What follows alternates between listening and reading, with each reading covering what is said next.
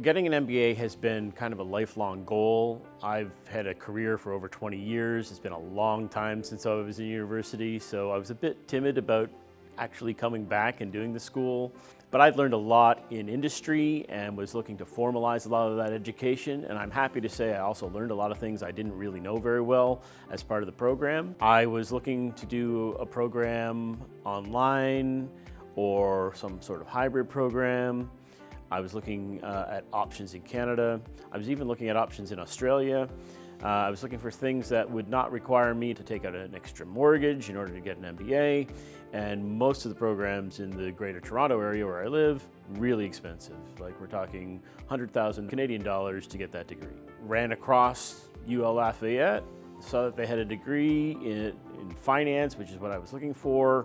And it was AACSB accredited, which is a big thing for me. I really wanted the global accreditation. So I thought, well, you know, it's a well-recognized, well-respected, regionally accredited school. It's got AACSB accreditation, and it's affordable. So I was sold. It's been a really interesting place to mix between, there's quite a few people like me who've not been in school for 20 years, for 10 years, for 15 years, and are coming back to get that MBA. And then there are quite a few who are 2, 3, 4 years out of having just finished their undergrad degree and are coming to get their MBA to kind of propel themselves. And so there's a real mix of knowledge and experience and an opportunity, if you're willing to invest yourself, to really help and mentor a lot of other people and also get to meet a lot of other people in similar types of careers. There's lots of people in oil and gas and hospitality and project management and health. So it's not just finance, which is what I focused on, and then you get to network and interact with them, and my network has grown substantially. The university uses something called the Success Hub, and that's a way for students to ask questions of each other and get information from the program faculty, the staff in the college. Everything's online, including the library, which was a big resource I was really happy about because you can search the entire online catalog. You can source only for things that are available to view full text online. And so it makes a lot of the research a lot easier. I found my online instructors were always very responsive. They often had office hours on Zoom. They were always answering emails. You could get something back from them oftentimes in a couple of hours, always like within 24 hours unless they said they were going to be away for a specific time, and they always communicated that. Also, many of the professors held online professors' office hours, and so you could join them on Zoom and know that they were going to be available and they'd be answering multiple people's questions at the same time. So kind of a mini everybody in the classroom at once if you chose to participate. The online program really is best, in my opinion, if you invest yourself in it. So you get a lot more out of it if you're willing to put more of yourself into it. One of the big things that people go to MBA schools for is to get that network, to connect with other professionals who are going to go on in their careers and be good people to go and rely on and to build those relationships. And that's hard to do when you're at the end of a line that's 1,000 miles away.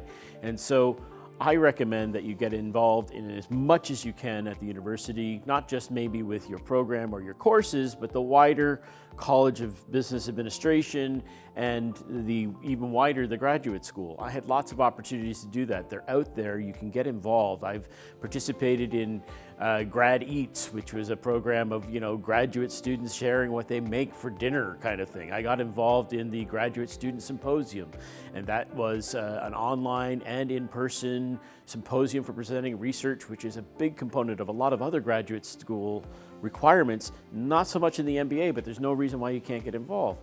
I participated in things with the Southern Association of Colleges and Schools, and I've participated in things with the AACSB while I've been here in all our various reaccreditations that have happened at the university.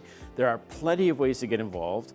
It doesn't matter that you're online. You can absolutely do it, and I would recommend to anybody to get involved. So one of the important things to recognize when you're doing an online degree and you're doing it on top of work and home life is it's still graduate education. It's still demanding. You know, the fact that it's online doesn't make it easier. It maybe makes it harder because you don't have those classes to go to. So you get rid of the logistics, but you add a bunch of who am I going to talk to about this and how am I going to work with that? So because it's a demanding thing going through graduate school, I had to kind of arrange my life to make sure that I could balance and juggle all the different things, home life, work life, and getting the degree finished.